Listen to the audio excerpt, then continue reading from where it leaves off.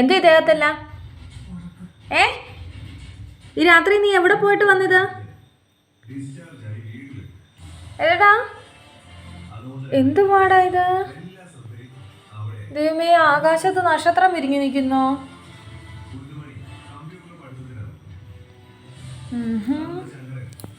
കൊള്ളാം. ഇത് കൊള്ളാം. കൊള്ളാം.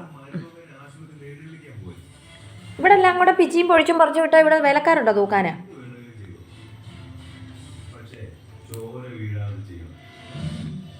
എൻ്റെ ദൈവമേ, വേണ്ട പൊഴിച്ചിടുന്നു. കണ്ടോ? മുറ്റത്ത് സ്ഥലമില്ലായിരുന്നു.